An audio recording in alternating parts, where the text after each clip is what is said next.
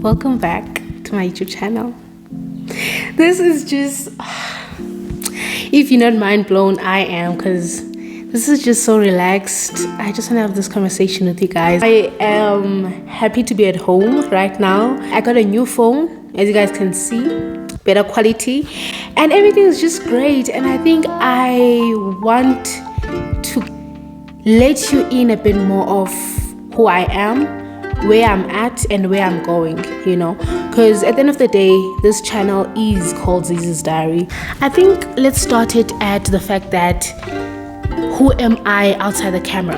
I am a very quiet person, so you'll see me on YouTube being loud and yeah, but you'll see me in real life and you're like,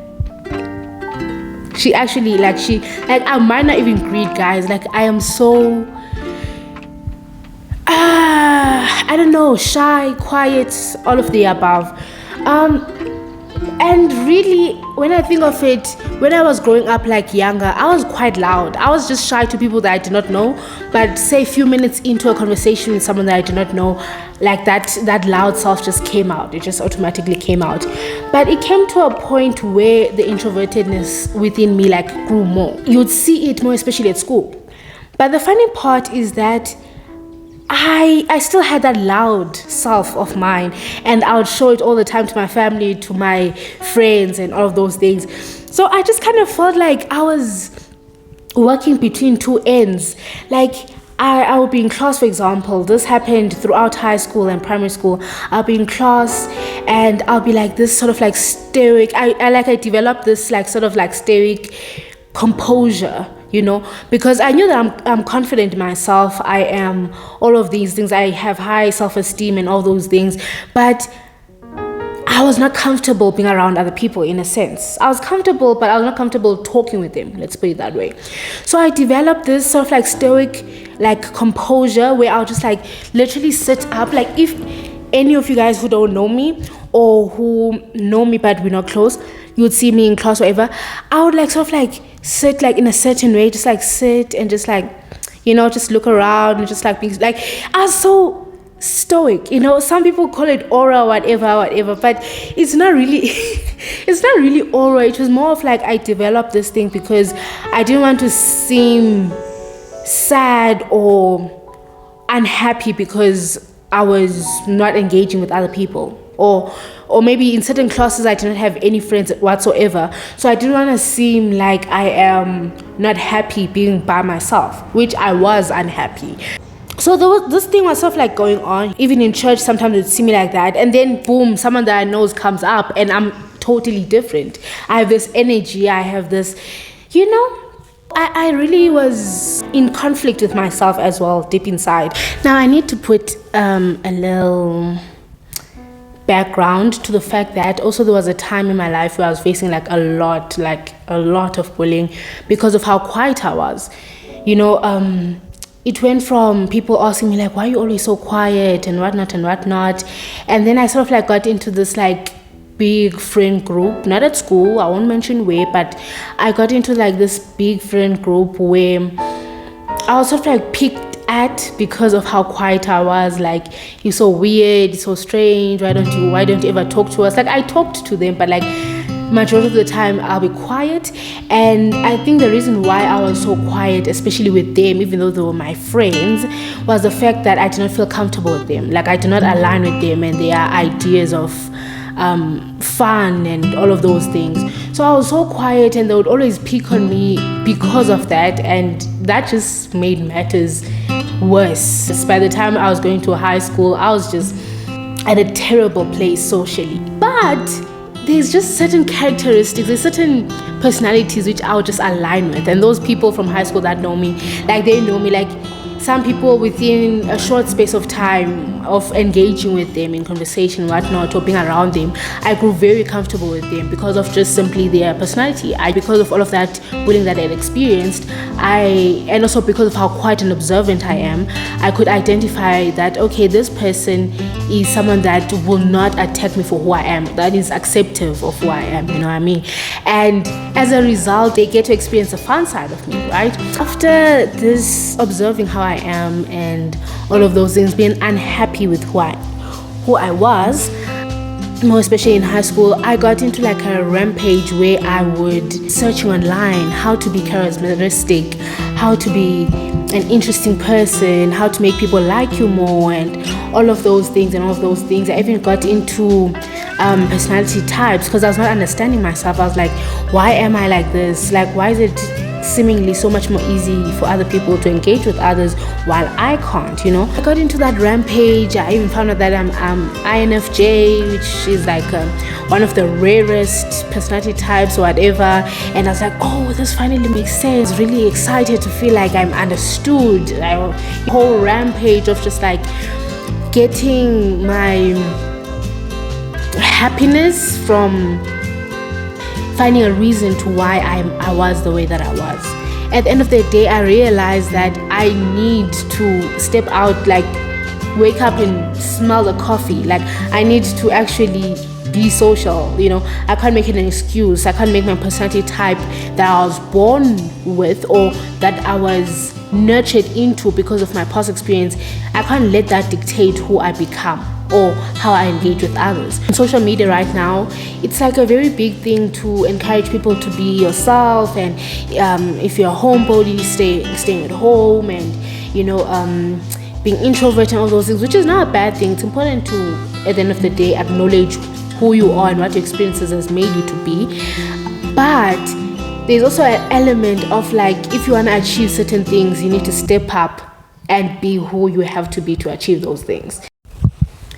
So I need to mention and explain why I feel learning how to engage with other people in a healthy and fun and exciting way is important for us. It's important because of two reasons. Wait, I wrote this down. It's a natural need to feel connected. Naturally, we want to feel connected, some sort of community. There's very few animals within the animal kingdom that wants to be alone, that stay alone. I think leopards are the only ones, or I don't know if it's leopards or cheetahs, but they like sort of like loners, And to me, honestly, they don't look that happy, but I mean, they're animals. But every single other animal, lions are in prides, bees are in hives, what is it? I don't know. Cows are in herds. Every single animal, every single living thing, like we want to be with our own kind, want to engage with other people. That feeling of being connected is something that is within us. It's something that you cannot ignore. And I feel like because we ignore it, and because we try to replace that human connection, we eventually form some mental illnesses. We do have to acknowledge that it does impact our mental health, not being connected with others. Now, the second reason why being social is very important is for career reasons. They found that people that know how to handle other people better, they are usually more successful in terms of their career. There's very few careers, if ever any, that have zero contact with other human beings. Even if you ever have zero contact, there's some sort of level of, if you are able to handle other people, you're gonna get the things that you need faster and easier. People will get you to where you want to be at the end of the day. Right, okay. Now let's get to the exciting part. The exciting part is that these thoughts of social life and whatnot, it's something that I've been actively trying to improve. From my best experience was when I first arrived in university, first year. For the first time, you're in a space where it's like we're all in terms of socially, we're all at 0%, technically speaking, or 10% or 20%. But the point is, we're all down there. We don't know anyone. You're with these new people. There's this sort of like excitement in the very air. And we want to make friends. We want to discover, we want to see which people align with us and all of those things. And I must say, that was the most freest I've ever felt. Like, I could engage in conversations with other people. You would walk into a lecture, sit next to someone that you don't know and say hi and talk to them, because you don't know. You might, all you could end up being friends. So that was like the most fun time that I've had socially. And I made some friends, but my old habits still stick with me, especially the fact that once I find people that I liked, I would stick with them. And then I would explore other people there and there, but if I feel like my energy is not matching with you, I'll just move on, which I feel like it's something that's very unnecessary to do. Just because certain people don't align with like who you are deep inside, it does not mean that you have to ignore them. Like in some way they still come into your path some way. They are your classmate in some way. They could be the best person that you could have in a group assignment. They could be whatever. They could align with you in so many other ways except just friends. So like there's no reason which I feel that you should ever ignore the people just because you found your people. I kind of did that, and yeah, I mean, honestly, it was still the best time because I made the best friends. I'm not gonna lie, that some of the best friends that I've ever made in my life. So I really enjoyed the time. I still do. I still talk to some of these people and whatnot. Now, I still realize that I'm still not there. I'm very far from being there, because even in high school, I did have friends. Even in primary school, I had a lot of them. But the problem is really I want to be able to engage with more people, just the people than just the people that I am comfortable with. I want to talk to more people. I want to walk down the wherever and greet 5 people and smile to 10 people, and so I decided that when I'm coming home, since I had literally a 3-month holiday, November, December and January, I was like, I need to utilize these 3 months in some way. I need to. And my initial idea was that I want to improve how I look. Obviously, this is something that we all want to do. And to me, that meant like working on my fitness, working on my physique, if I were to put it that way. Okay, in terms of consistency, let's just look at my channel. How consistent am I? Not really very consistent, but honestly I have in some ways improved. And for example, I started doing yoga, but then I also decided that I want to work on my education. I got into an online course which I'm still doing, which is really fun. We'll share about that later. But the most exciting thing that I've done is I bought 2 books on takealot.com, which came with my phone actually.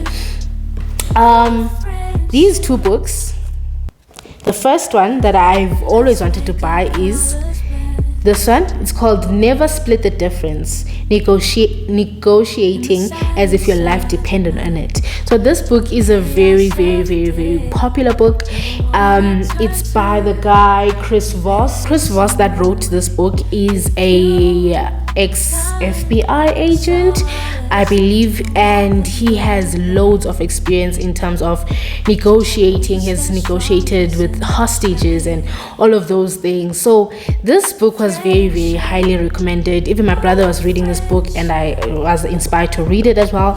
So I bought it and I haven't started reading it. That's because I'm reading this one. This one is called How to Win Friends and Influence People. Are we shocked? Is anybody shocked? I saw this book. I came across it on YouTube, and it had, this guy did a review on the book. It sounded great, it sounded amazing, and I was like, why not add it to my list? Why not? So I bought it, which I'm very, very happy. And let's just say the first day of reading this book, I got to I think a quarter of the book. On the first day, I was literally up there. It was like maybe 10 to 11 at night, just reading. I'm not what can I say? Whether you are social, whether you're extroverted or introverted, but especially introverted people, you guys need to read this book, because it taught me that I have to try much less than I think that I have to. I've always thought that I have to try to be more like an interesting person, more fun, so that other people can like me more. I need to develop hobbies, whatever. I found that I don't have to do none of that. People literally don't care about you. That's not even being in a sad way. They just don't care. Nobody cares about anybody else more than themselves. Literally nobody does. Hence, you never have to try to be the interesting person. Let the other person feel interesting. I was just mind blown. I was obviously this is logic. It just like phased me. Like I was like, dude, I've been trying the wrong way. I feel like introverted people can actually grow to be one of the best people to handle others, because naturally we've grown to be able to listen to other people. We've naturally grown to be interested in other people, because you don't want to put yourself as the center of attraction, you know what I mean? If I were to summarize this book into one sentence: do unto others as you would want others to do unto you. Like that principle from the Bible is the key. Not in the sense of we always use it in a negative sense. When someone does something bad, like do unto others like how you want others to do unto you, but not in that sense. More in the sense of you want other people to like you. So why don't you like other people? You want people to listen to you. Why don't you listen to other people? You want other people to be happy to see you. Why don't you be happy when you see others? Like, guys, shame. Like, this book is just amazing. It's just I've highlighted all of my favorite parts of this book without spoiling too much for you guys. These are the principles, they call it principles, of how to handle people that I've read. Principle number 1 is, I'd like to say thank you. Thank you for being here. Thank you for liking if you have, subscribing, commenting, all those good things. And if you haven't, I'll just thank you for taking the time to watch this video. Please do comment down below what is some of the social issues that you've had and how you've overcome them. I really love to read that. I enjoy hearing other people's views. So if you do want to engage with me, you can comment down below. And I must say thank you to my 100 subscribers. Like, do you understand? Come closer. Do you understand what 100 subscribers is?